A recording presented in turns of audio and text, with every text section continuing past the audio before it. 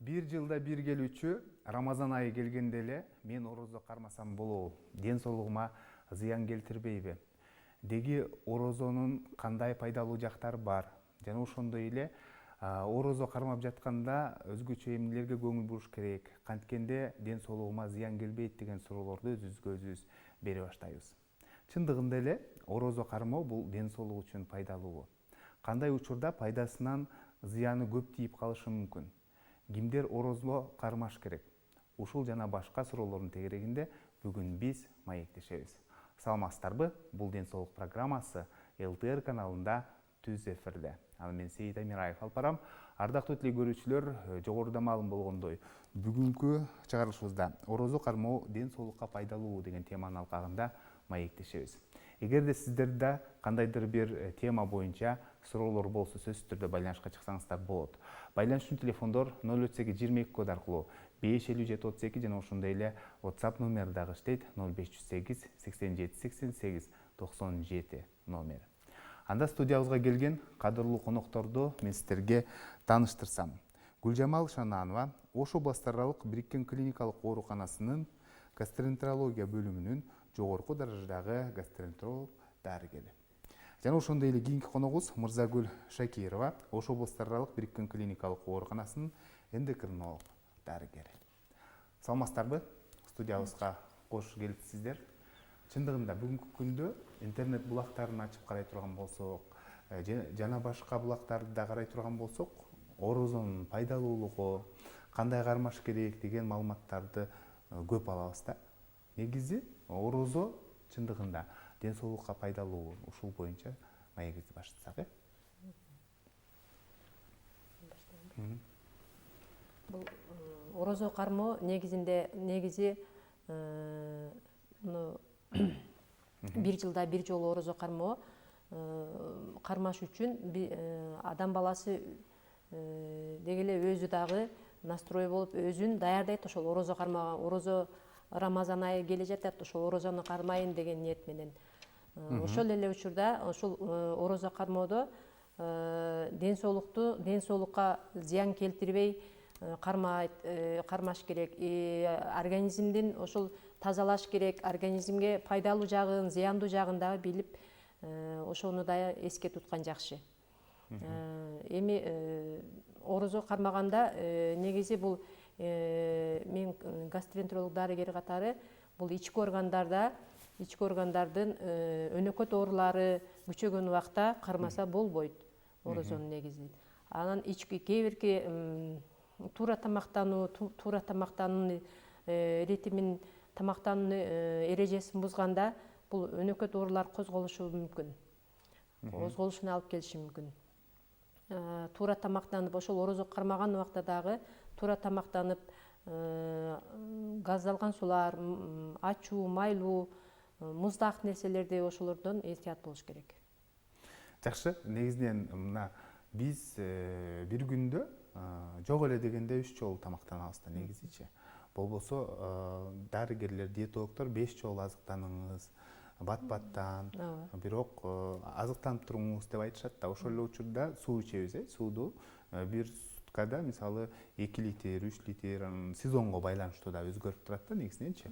Анан азыркы учурда ошо эртең менен ооз бекиткенде тамактанып, анан ооз ачканда бир жолу тамактанасың да, күнү бою ачка жүрөсүң да. Мында ачка жүргөндө мисалы организмде кандайдыр бир стресске кабылып, ушундай жактары болобу, болбойбу негизи? Негизинен эми бейтаптарда мисалы үчүн эндокринолог врач катары кант диабети менен ооругандар адамдар, мисалы үчүн сиз айткандай бир күндө биз 5-6 жолу тамактан, аз-аздан, тез-тез деп айтабыз да. Ал эми орозодо эртеден кечке ачка болот. Бирок ошол учурда эгерде дени сак адам болбосо, диабети жок болсо, эртеден кечке ачка жүрүү деле бул организмге мындай тазалануу деле болуп эсептелет да. Мындайча айтканда кана десем, шлактар деп коебу, ошол сыяктуу тазалануу жүрөт. Жакшы, айтсаңыз негизи чындыгында биздин өзүбүздүн психологиябызда орозо кармаганда биз бир топ өзүбүздү жеңил сезип калдык. бир аз арыктадык деген маалыматтарды көп уга турган болдук да. Ушул боюнча сиз дарыгер катары түшүндүрүп берсеңиз Гүлжамал эже. Бул орозону кармаганда мисалы баягы режим тамактануунун эрежеси эртең менен эрте туруп ооз жаабып, анан кечке тамактанбай, ошого баягы эле адамдын өзүнүн настрою ошол курсак деле ачпайт, бир аз суусап чаңкашы мүмкүн. Бул организми ичи карын оорулары жок, өнөкөт оорулары жок адамдарга бул норма болуп эсептелет. Эч кандай стресс болбосо, нагрузка болбосо, ошолорду туура тамактанып турса, нагрузка эч кандай зыяны жок. Ал эми туура эмес тамактанып, көбүрөөк майлуу тамактарды ичип, ачуу тамактарды же муздак нерселерди ичип, ошол ички өнөкөт ооруларын козгоп алса, бул организмине күч келтирет. Интернет булактарынан карап көрө турган болсок, мисалы көптөгөн маалыматтар жазылганда, ошол эле учурда мисалы дүйнөгө белгилүү ушундай дарыгерлер илим поздор дагы айтышканда, негизинен ушул орозо кармаганда адамдын иммунитети тескерисинче чыңалат деп дагы айткандарын окуп калдым да. Мунун канчалык деңгээлде чындыгы бар, анан кандай учурда ушул биздин иммунитетибиз чыңалат, ушуну түшүндүрүп берсеңиздер негизи. Бул организмдин иммунитети дегени, бул иммунитет бир эле тамактануудан көз каранды эмес.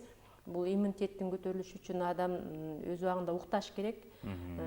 Полноценный сон деп коебуз, 6 саат, 8 саат, эртең менен кечки, түнкү саат, түнкү 10дон эртең мененки күндүзү эс алып, ошол стресске кабылбай, өзүн эркин алып жүрүп, таза абада болуп, иммунитети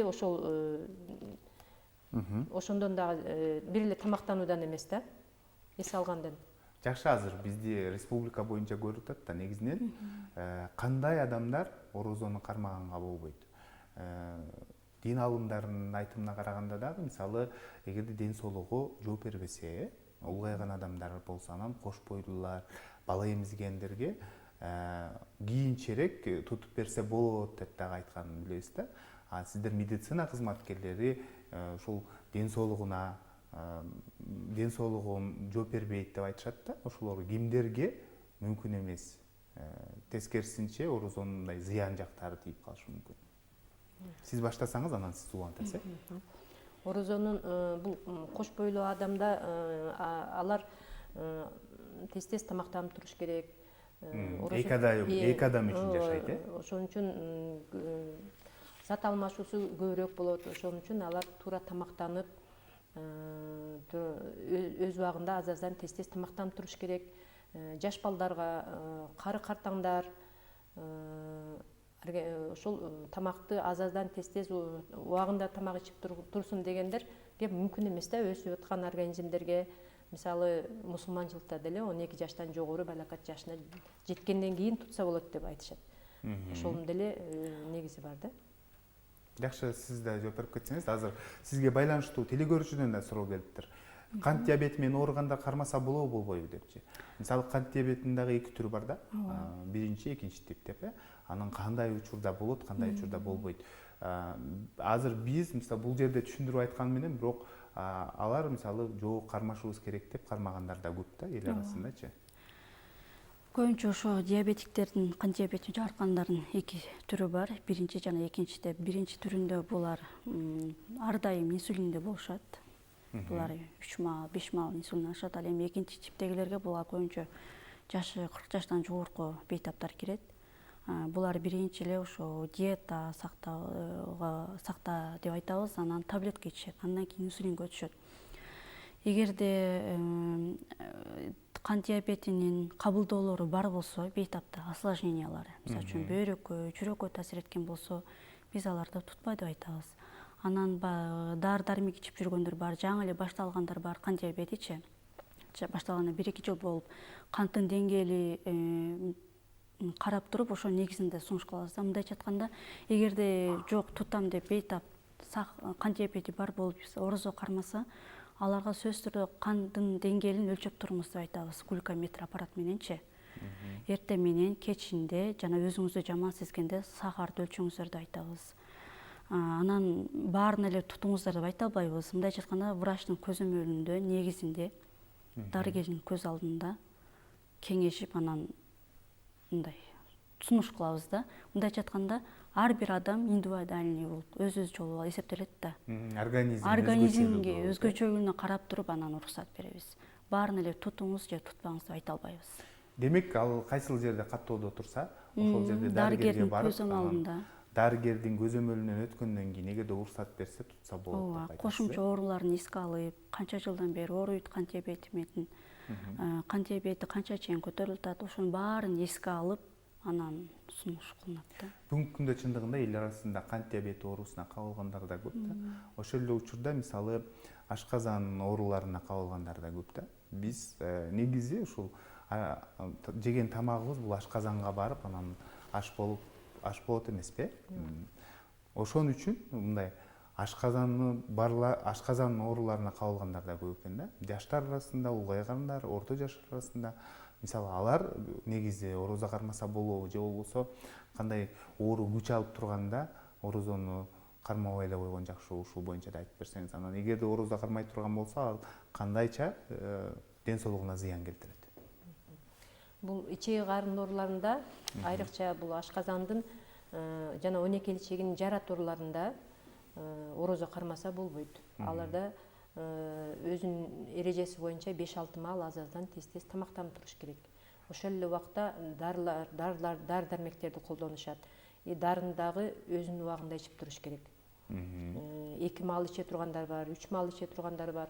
Ал эми өнөкөт гастрит ооруларында эгерде ашказан оорусунун сезгенүүсү төмөнкү депкичте болуп турса, аларды эртең менен кечкиге орозо кармайбыз десе, дарыларын жазып беребиз, дарыны ичип, эртең менен оз жапканда, кечки оз ачканда, тамактануунун алдында 10-15 мүнөт дарыны ичип, кийин кармасаңар болот деп айтабыз. Анан оору болбосо, ооруса, анда мүмкүн эмес. Жакшы, мындай деген суроо келиптир. Саламатсыздарбы? Боор ооруларында орозо кармаса болобу, болбойбу деген суроо калтырыптыр да. Бул жалпы суроо бериптир негизи. Боор оорулары бул негизинен өнөкөт оорулардын да түрлөрү бар. Боор ооруларында тамакты ачуу, майлуу тамактарды жебегиле дейбиз. Эгерде орозо кармаса, ошол режимди, диетаны сактап кармаса болот. Ал эми боордун өтүшүп кеткен цирроз ооруларында бул орозо кармоого болбойт. Аларда тамакты аз-аздан тез-тез ичип, өт жолдорун жакшы иштетип, боордун кызматына күч келтирбеш керек. Дарыларды убагында ичип, тамакты дагы ошол диета менен тамакты өнөкөт оорулары барлар этият кылыш керек. Бүгүнкү күндө мисалы мектеп окуучулары арасында да кармагандар бар. Жогоруда айттыңыздар, 12 жаштан кармагандар бар деп. Анан айрым бир дарыгерлер, сиздердин кесиптештериңиздер, бүгүнкү күндө жаш балдар ушул анемия оорусуна көп кабылат. Алар кармай турган болсо, алардын организми ушул жакшы өспөй калат деген да маалыматтар айтылат да. Сиздер ушул боюнча жооп берсеңиздер, кандай деп жооп берет элеңиздер чындыгында? Эми бул өсүп турган организмге эгерде ден соолугунда курч оорулары болбосо, тамактануу менен чоңдор менен барабар эле алардын өзүнүн эркине байланыштуу эрки күчтүүлөр кармашат. Орозону кармап, бир ай орозо кармаганда бул өспөй калуу же мындай деген көрүнүштөр аз эле кездешет андай. Эгерде өзүндө бир мындай серьезный патологиясы болуп, оорусу болбосо. Эндокринолог катары сиз жооп берип кетсеңиз, негизи кандайдыр бир ушул гормоналдык оорулар пайда болуп калышы мүмкүн эмеспи? Мүмкүнбү же мүмкүн эмеспи?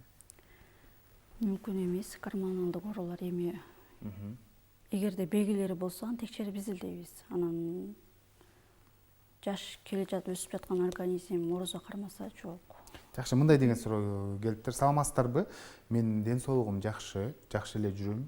бирок негедир курсагым ачканда мындай өзүмдү өзүм кармап тура албаймын, ошол себептен орозо кармабаймын, кантип кармасам болот деген суроону калтырыптыр да. Мисалы чындыгында мисалы курсак ачканда мен өзүмдү кармай албаймын, же болбосо курсак ачканда ачуум келет, же жумуш жасагым келбей калат, ошол себептен орозо кармабайм дегендер да бар экен да. Ушуларга сиз кандай деп айтат элеңиз? Негизи кантип кармасак болот деп суроо калтырыптыр. Эми бул бир эле өнөкөт оору, ичеги карын оорулар эмес, бул нерв системасынан да байланыштуу да. Адамдын ал убакта невропатологдорго да кайрылыш керек. Өзүн кармай албай, тамакты тез, өзүндө кандай оору бар ага чейин текшерилиш керек. Дарыгерге кайрылып, өз жашаган жеринде ошол семен үй бүлөлүк дарыгерлерге кайрылсын. Алар жолдомо берип, ар бир гастроэнтеролог же болбосо невропатолог же психологдорго жибериши мүмкүн. Жакшы, кийинки суроо. Саламатсыздарбы? Мен жабык кургагучулук илдети менен ооруганмын дейт. Азыр сакайганмын. Орозо кармасам болобу же болбойбу деген суроо калтырыптыр. Эми кургагучулук бул дагы өзүнчө иммунитетке байланыштуу. Иммунитет жакшы болсо, бул кургагучулуктун козголушуна жол бербейт. Ошол иммунитет жакшы болуш үчүн тамактануунун бирден бир себеби бул тамактануу болуп атат. Анан эгерде организмде иммунитети слабый болсо, тамактануунун эрежесин бузбаш керек. Аларга мен ойлойм, бул өзүнүн дарыгеринен дагы кандай оорунун кандай тепкичинде ошонуга карата өзүнүн специалисттен, психиатрдан уруксат алыш керек да. Жакшы, анан Рамазан айы мына быйыл дагы ушул жазга туура келип атат. Бул учурда мисалы эл арасында А витаминоз деген оору күчөйт да, мына витамин жетишпестиги деп койсок болот, элге түшүнүктүү болуш үчүн. А бул учурда мисалы орозо кармоо кандайдыр бир оорулар жаратышы мүмкүнбү деген суроо. Кээ бирки оорулар, өнөкөт оорулар ушу жаз мезгилинде дейбиз, күз мезгилинде дейбиз, сезонность деп коет, обострение деп коет. Айрыкча мына аллергия менен байланышкан оорулар болушу мүмкүн, же башка оорулар, ошо анемия деп витаминоз деп атабыз, мына ошол аз кандуулук оорулары болушу мүмкүн. Андайлар дагы өлчөмүндө эгерде кандын составында ошо гемоглобини аз болуп, эритроцит аз болуп, кандын составы начар болсо, алардын кармабайлы койгону жакшы. Аларга дагы тамактануунун эрежесин бузбаш керек. Витаминдүү, өз убагында тамактанып, таза абага чыгып, эс алып, ошо иммунитетин чыңдаш керек. Өз убагында тамактануунун жолун бузбаш керек анда. Кийинки суроо. Саламатсыздарбы? Мен бала эмиземин, бирок ошого карабай орозо кармаймын. Балама кандайдыр бир витамин жетишпес болуп калышы мүмкүнбү деген суроо калтырды да. Чындыгында бул эл арасында бар экен да, негизи ушу бала эмизгендер деле кармаган учурлар бар экен. Эми бала эмизсе, баласы канча, мисалы үчүн кээ бир балдар тамак аралашкан убакта болот. Мисалы 3-6 айдан баштап ушу уруксат берилет. Ооба, кошумча тамак аралашкан болсо, эгерде орозону кармаса болот. Ал эми кичинекей бала эненин сүтү менен гана азыктанган болсо, анда кармабай эле койгон жакшы. Баланын сүтү менен азыктанган болсо. Анан мына орозо мезгилинде, Рамазан айында биз бул айды өзгөчө сыйлайбыз да, сөзсүз түрдө ооз бекиткенде, ооз ачканда дастарконго дүйүм тамактын баарын коебуз да. Анан күнү бою ачка жүрдүк, анан кечинде барып, ошол коюлган дастаркондогу баарын жеп алабыз да.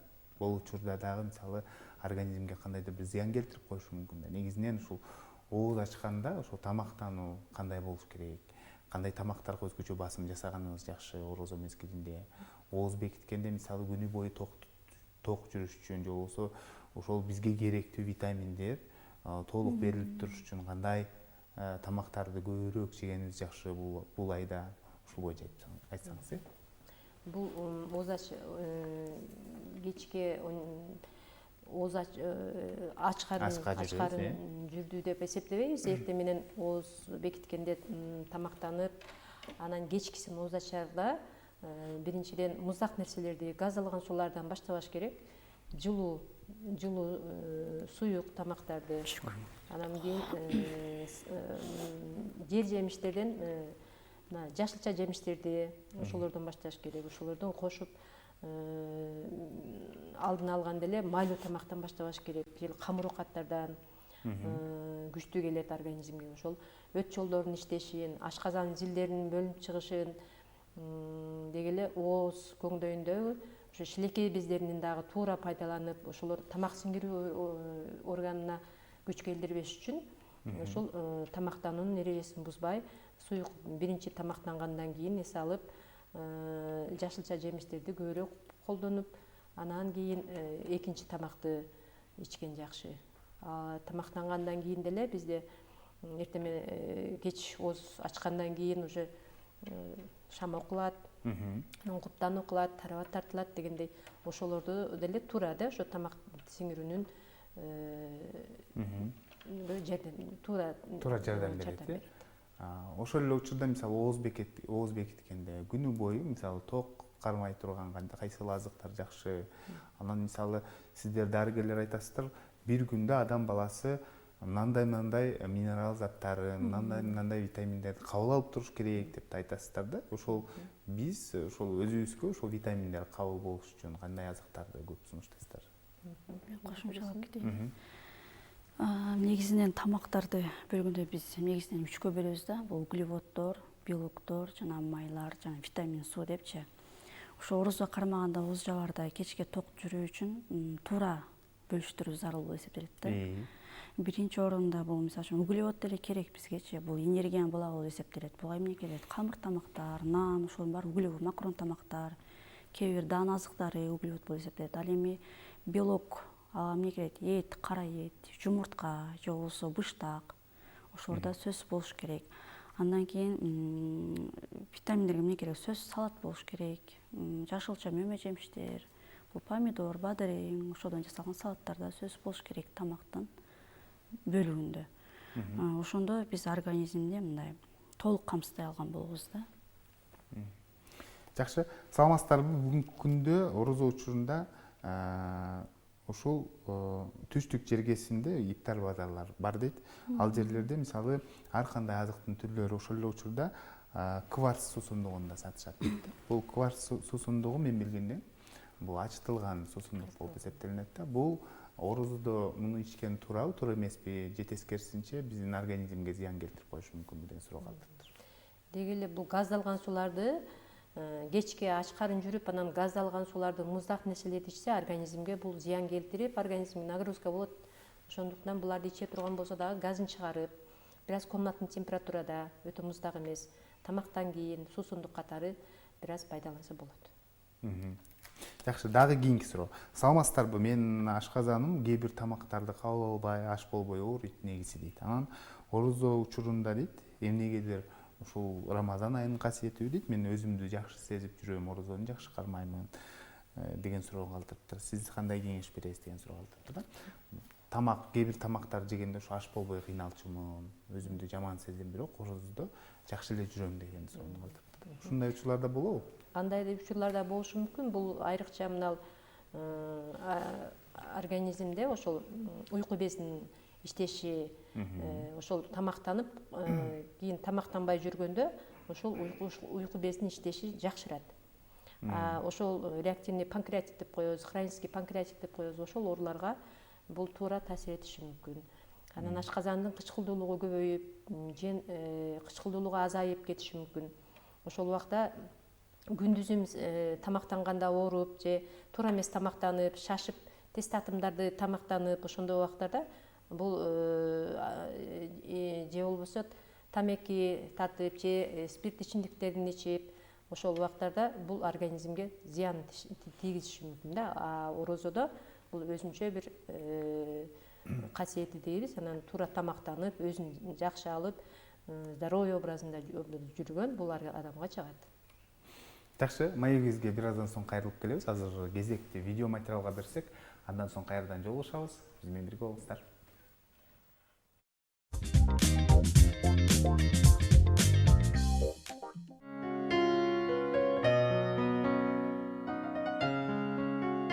Орозодо саарылык адамдардын күнү бою сергек, өзүн жакшы сезип жүрүшүн камсыз кылат.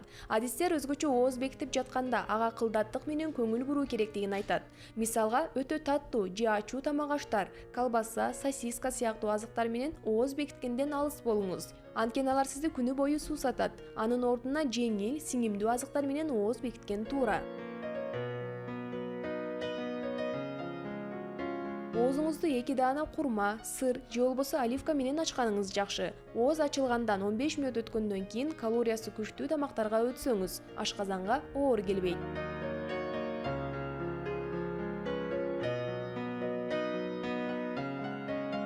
Сиз оозуңузду ачып, жеген тамак ашыңыз 1 саатта сиңгенден кийин артынан кофе же чай жардамга келет. Тамак менен кошо чай же кофе ичүү организмдеги темирди жууп кетет.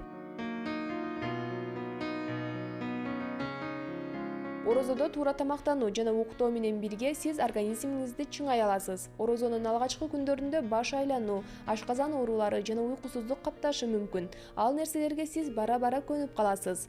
Каны аздар дан азыктар менен кошулган тамак аштарды аз колдонгону жакшы. Анын ордуна эт, жашылча жана мөмө жемиштерди көп колдонгону абдан пайдалуу.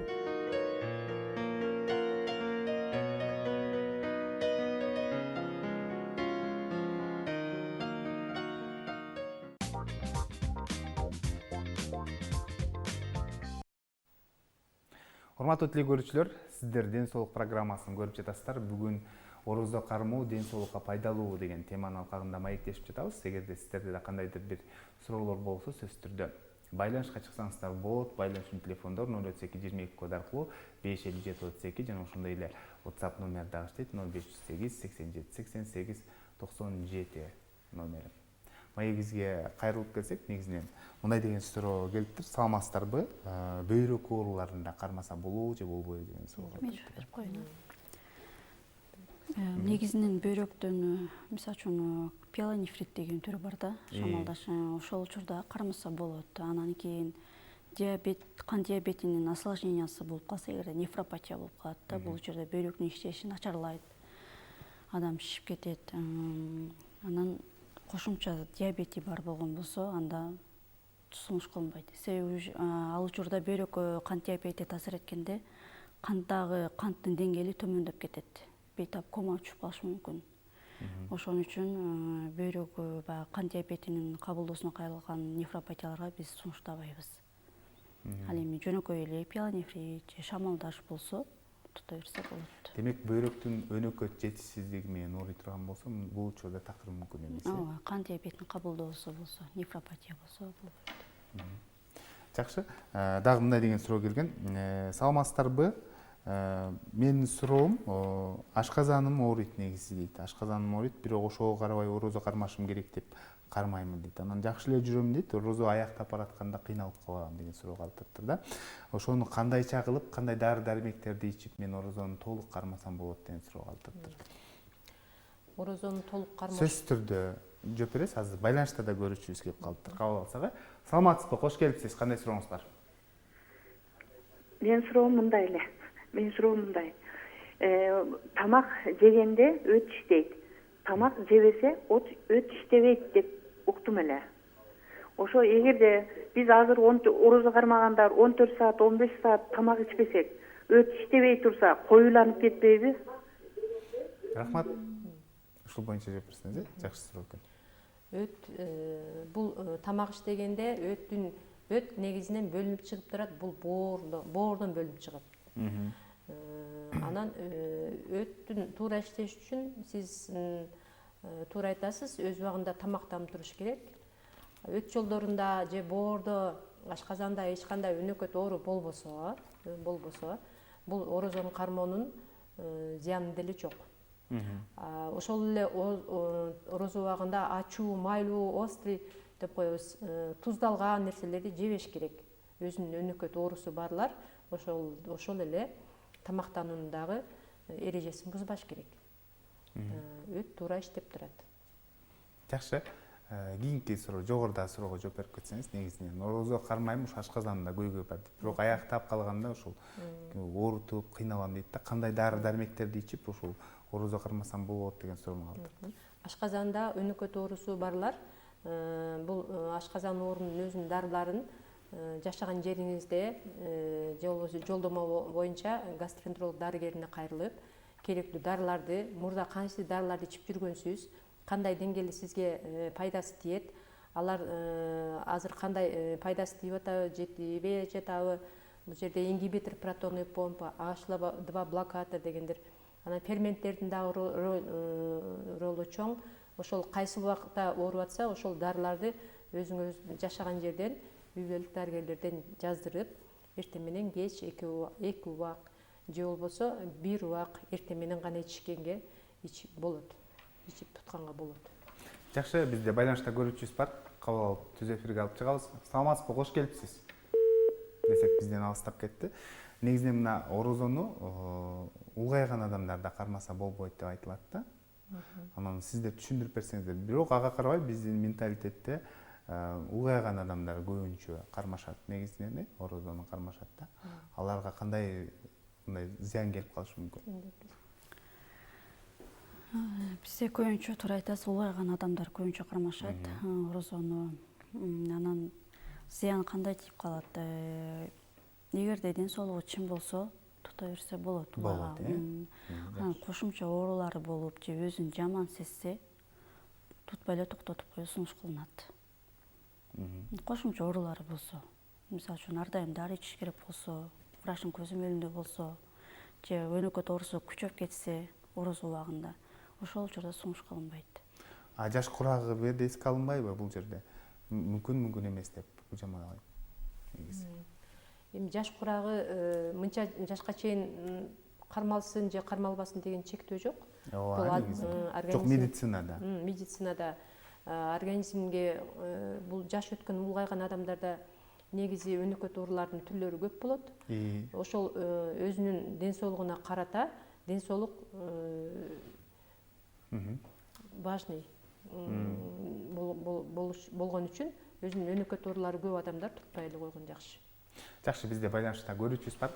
Кабыл алып, түз эфирге алып чыгабыз. Саламатсызбы, кош келипсиз. Кандай суроңуз бар? Орозо кармап менен ушул кездечи анан кант диабети менен ооруйм да.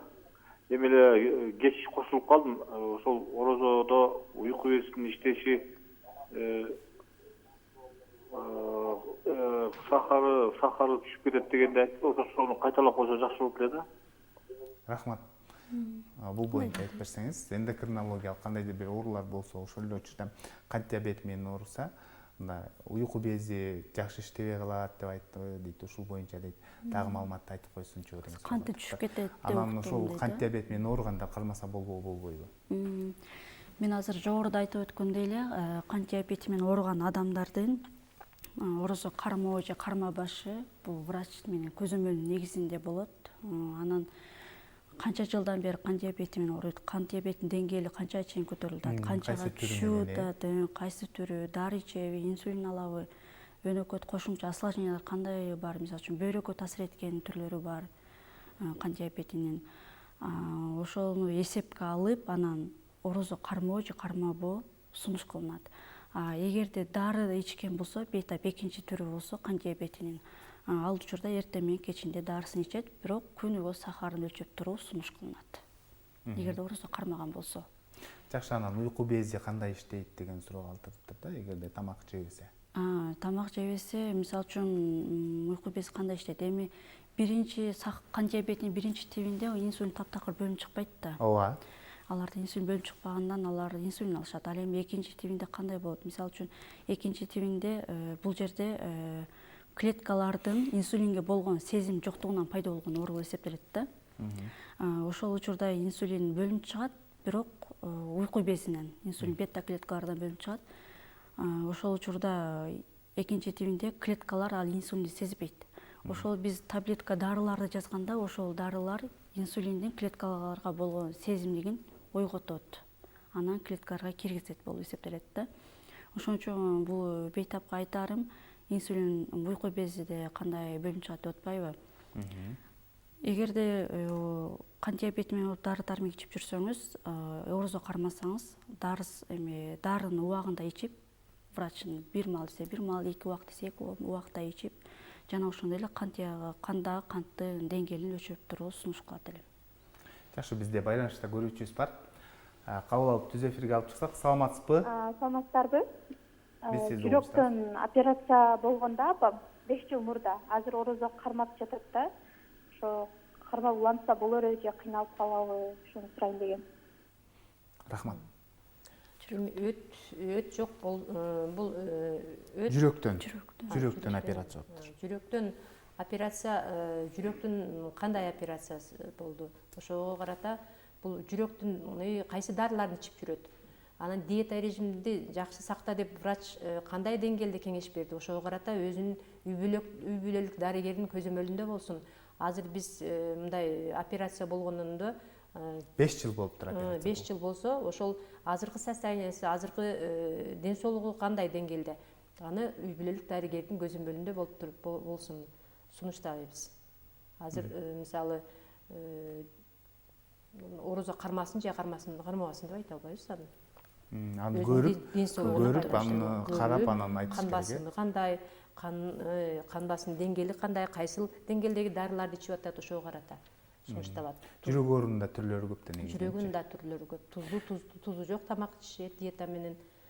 Ошолорго карата суунун өлчөмүн азайтыш керек. Деңгээли канча деңгээлде ичиш керек, ошол өзүнүн дарыгердин көзөмөлүндө болсун. Рахмат, бизде кийинки көрүүчүбүз бар. Саламатсызбы? Кош келипсиз. Кандай сурооңуз бар? Алло, саламатсыздарбы? Саламатчылык. Жок, Угуп атабыз сизди. Алло. Мен 73 жаштамын да. Азыркы убакта мен ашказанымбы, тебетимен эле болуп атабы, текирип ушундай, мындай өзүм кыйналып атам. Бирок орозо тутуп атам. Орозо тутуп электе мурдары ошондой ооруп атып, анан ашказанын дарысын ичип аттым эле. Анан анча кекирбей калдым эле да. Мен өзү хронический халат ичип, өтүм толот да. Постоянно ошо өт менен мына жашман бери эле ооруйм. Анан азыр ошо ашказаным несетте мынтип эми аш болбогондой болуп тоңуп коюп калып атат да, оокатчы. Ошол ашказанданбы, тебеттен деле ошентип беребиз деп сурайын дедим эле. Рахмат. Бул ашказан Кекирип ооруңуздан өтөт экен. Кекирип ашказан ооруңуздан негизи бул сиздин ооруңуз ошо ашказандан башталган да ооруңуздун. Анан өт менен өт оорусу менен байланыштуу. Өт жолдору шамалдаса, ашказаныңызга сизге өт ашказанга түшпөстөн ичээге түшүш керек, ал туура тамактанып турушуңуз керек. Эгерде сиз азыр ошондой состояние болсо, сиз тутпай эле ошол дарыларын ичип, ошол ден соолугуңузду чыгаагыңыз жакшы. Жакшы, кийинки байланышта көрүүчүбүздү кабыл алып, түз эфирге алып чыгабыз. Саламатсызбы? Кош келипсиз. Кандай сурооңуз бар? Кандай? Сурооңузду кайталасаңыз? Мен өзüm şaktör болып шақтыда иштейм. Мен такы уйкум келбей коет да, 2 сутка, 3 сутка. Ушул эмнеден? Рахмат. Уйкуңуздун келбей койгону бир эле бул сиздин орозого байланыштуу же болбосо уйку безге байланыштуу эмес. Бул сиздин уйкуңуздун келбегени ошол өзүңүздүн профессиональный вероятность деп коебуз, шахтада иштеп, өз убагында уктабай, эс албай, ошондон келип чыккан. Бул сизге невропатологдун да кеңеши керек. Демек, адиске кайрылып, сөзсүз түрдө Кеңеш көзөмөлдөн алыңыз, өтүш керек. көзөмөлдө Себептенде болуңуз. уйку келбей койгон бул чындыгында кандайдыр бир көйгөйдүн эсебинен уйку качкан учурлар болуп калышы мүмкүн, Жакшы, негизинен мына орозону кээ бир инсандар, мисалы, арыктоо үчүн дагы кармасак жакшы деп айтылат да. Негизинен ушул ачка болуп, анан арыктоо бул ден соолукка пайдалуу. Анан ошол эле учурда кандайча арыктайт, ушул эндокринолог дарыгер катары айтып берсеңиз, орозо учурунда. Ооба, көбү ойлойт да, мен ачка орозо кармасам арыктаймын депчи. Бирок ошол эле учурда эми арыктагандар деле жок эмес, бар. 3-4 килограмм таштагандар бар бир айдачы. Кээ бирлери наоборот толуп кетет. Бул дегени баягы кечки ачка жүрүп, анан баягы тамакты туура эмес бөлүштүрүүдөн бул эсептелет да. Баягы высококалорийный тамактарды жеп, ошонун негизинде анан баягы адам толуп кетет. Толуп кеткен учурлар болот. Жакшы, байланышта көрүүчүбүз бар. Кабыл алып түз эфирге алып чыгабыз. Саламатсызбы? Кош келипсиз. Менин суроом мындай эле. ашказанда жара бар же жок экендигин шлангиден башка дагы кандай методу бар? Шланги жакпайт эле да мага, шланги жутуш жакпайт да. Шланг эми башка Так аныкташ керек экен. аныкташ рентген, ашказанды рентгенге тартса болот. Ашказанда ошол ооруну козгогон бул 80-90% хеликобактери пилори деп коет. Бул бактерия козгойт да. Ошол бактериянын өлчөмүн өзүнчө аппараттар бар. Кандан текшерсе болот, улуу-заарадан текшерсе болот. Ошого карата өзүңүздүн дарыгерге келген убагыңызда ошол кандай сиздин жалобуңуз бар, объективный да көрүп туруп, анан кийин оорунун диагнозун тактап, ошого карата дарыларды ичесиз, диетаны сактайсыз. Жакшы, кийинки суроо. Саламатсыздарбы? Ашказанда эрозия бар эле дейт. Анан дары ичип аткам дейт. Орозо келгенде дарыны токтотуп, азыр орозо кармап атам. Өтүм дагы өнөкөт ооруйт. Мен кармасам болобу, улантсам болобу же болбосо токтотуп койсом болобу деген суроо калтырды да. Мындай учурда кандай кеңеш бересиздер? Чындыгында сиздерге ошол өзүңүздөрдүн адистигиңиздер боюнча бейтаптар көп каралат да, бул боюнчачы. Ашказандын өнөкөт оорусу бул Эрозия. Эрозия деп атса, бул эрозия деген бул жара бүлкүлдөп чачырып, предъязвенное состояние деп коебуз. Жара ошондой болуп турган, кызарып пайда боло баштайт, бүлкүлдөп чачырап турган убагы болот. Бул боюнча сиз толук дарыланууну бүтпөй туруп дарыны токтотуп койсоңуз болбойт. Өзүнчө сизге мынча күн ичилиш керек, мындай дары деп кеп кеңеш берилген дарыгерден. Ошол эрежени сакташыңыз керек. Тамактанууну 5-6 маал аз-аздан тез-тез тамактаныш керек деди. Ошол убакыт эрежени бузбашыңыз керек. Ал оору кайрадан күчөп кетпеш үчүн алдын алышыңыз керек. Өтүм дагы ооруйт дептир. Өтү дагы ооруса, өткө да байланыштуу. Ошо тамакты аз-аздан тез-тез өнөкөт оору күчөп турган убакта орозо тутууга болбойт. Туура тамактаныңыз, дарыгердин кеңешин туура пайдаланыңыз, ошондо ден соолугуңуз чыңалат. Байланышта көрүүчүбүз бар, кабыл алабыз, түз эфирге алып чыгабыз. Саламатсызбы? Алло. Биз сизди угуп жатабыз. Алло, саламатсыңарбы? Саламатчылык. Мен сизге суроо берейин дедим эле. Орозо кармоо жөнүндө жакшы айтып атасыңар. Бирок ушул кезде оорунун баары козголуп атат. Анан мен бүгүн бөйрөгүм ооруп, поликлиникага бардым. Воспаление дейт. Анан мага ножка, плацилин, папаверин жазды, капельница. Мурда пенсионер деп 30 сомдон койчу эле. Эми 186 болуптур. Биздин ден соолугубузду айтып атасыңар. Кичине баалап түшүргөнгө каякка кайтарабыз балам. Сен болор ки журналист бала ушул медицинаны жакшы айтасың. Ушул университет министрабы бар бекен. Могу Чүй область, Чүй больницасы Токмоктогу. Суроо түшүнүктүү болду, негизи. Бул эми суроо департамент лекарств деп коет. Бул суроо дары дармектердин баасын департамент лекарств ошолор контролго алат. Ал бизге байланыштуу эмес. Биз сиздин ооруңузду боюнча дарыгерлер көрүп, кеп кеңешин берип, сиздин дартатыңызды тактап, ошого ылайыктуу дары дармектерди жазып беришет. Негизинен кандай жеңилдиктер бар? Сиздерге кайрылган бейтаптар, мисалы, акысыз дарыланган учурлар да болот да, стационарга жатканда, сиздерде өзүңүздөрдө бар дарыларды акысыз берилет дегендей. Кимдерге? Ошунда кошумча маалымат берип кетсеңиз, анан эгерде үй бүлөлүк медициналык борборуна кайрылса, ал жерде кандай мамлекеттик эгерде дарыканалар болсо, кайсы бир дарыларды мисалы арзандатуу менен да алса болот да, ушул боюнча дагы айтып берсеңиздер, Бизде өзүм эндокринолог болгондуктан ошол боюнча жооп берсем, бизде кант диабети менен жабыркаган адамдардан эгерде бейтаптар жата турган болсо больницага, бул учурда бекер болот. Анан дары дармектер кайсынысы бекер, кандай дегени бизде дары бар болсо ошону бекер беребиз. Жок нерсени биз өзүбүз сатып алып бере албайбыз. Баарын гана беребиз да.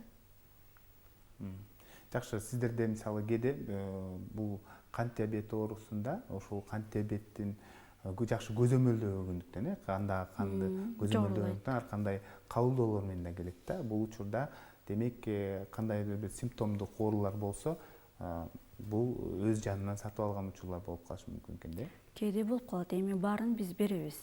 Жогун туура келет алганга. Жакшы, сиз да кошумчалап кетсеңиз негизи.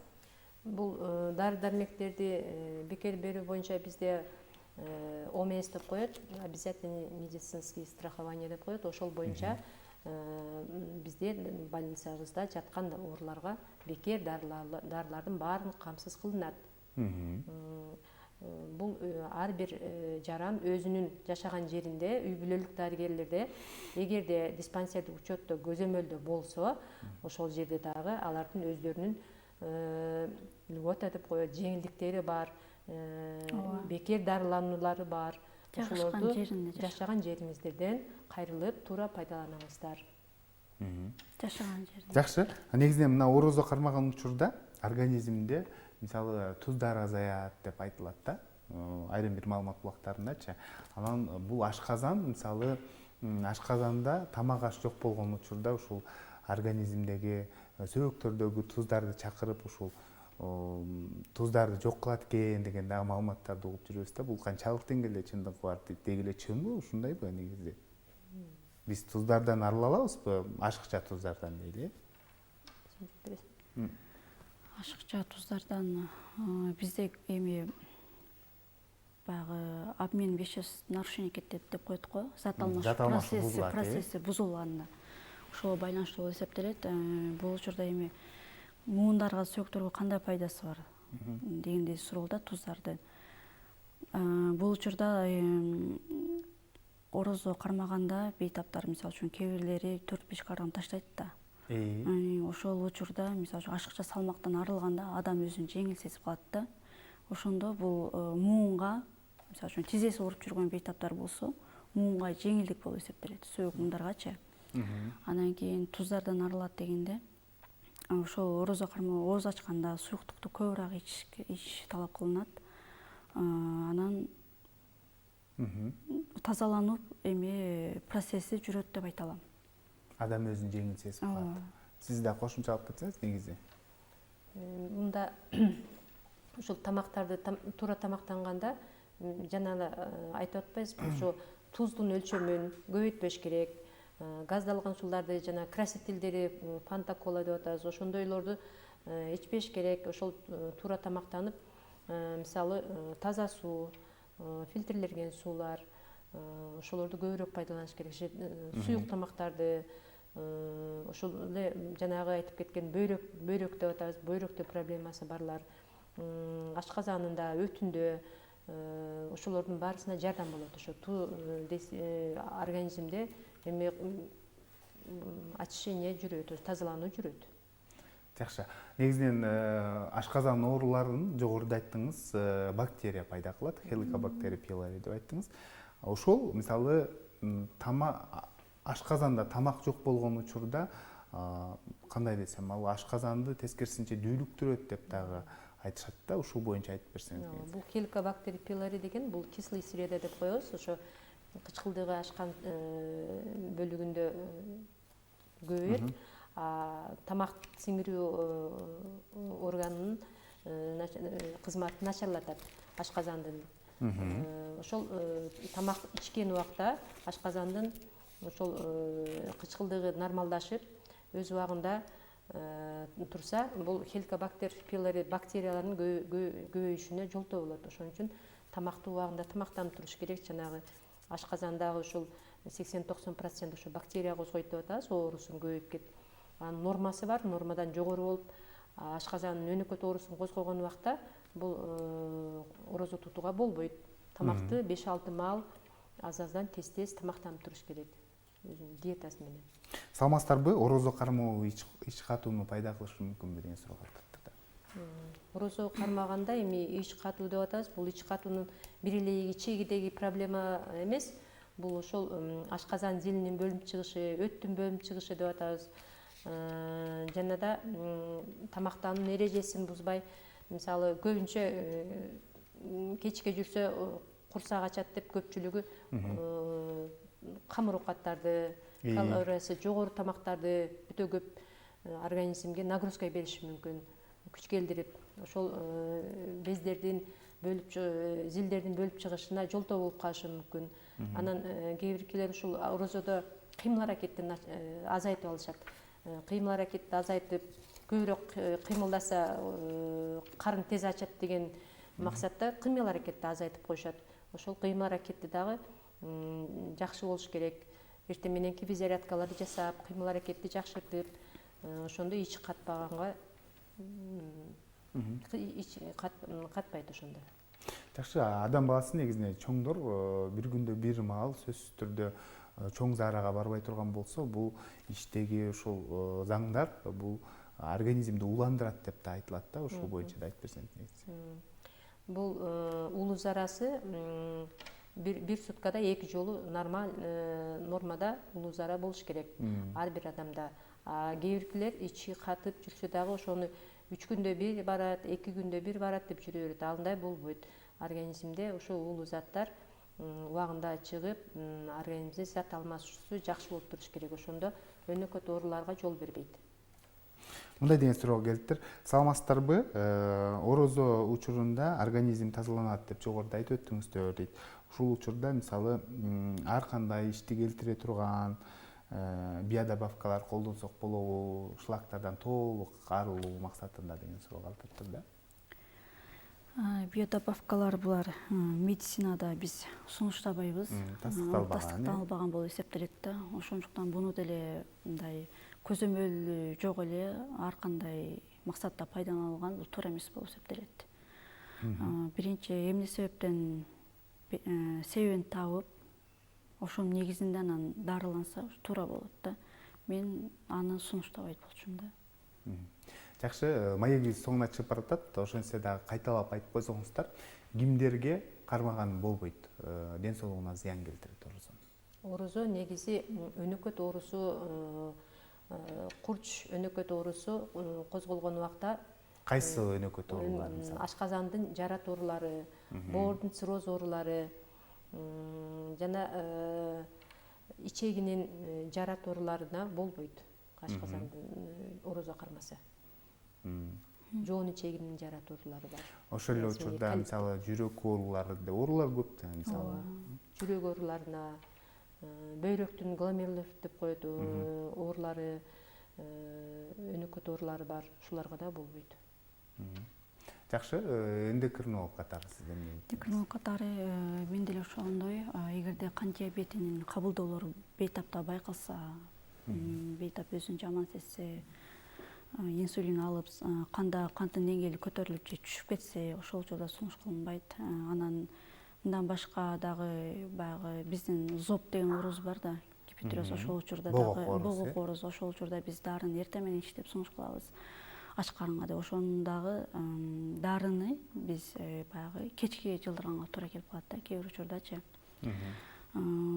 Ошону дарында туура пайдаланып, өз режиминде ичсе, орозо кармаса болот. Анан жогоруда айтып өткөндөй белгилер болсо, сунушталбайт орозо кармоо.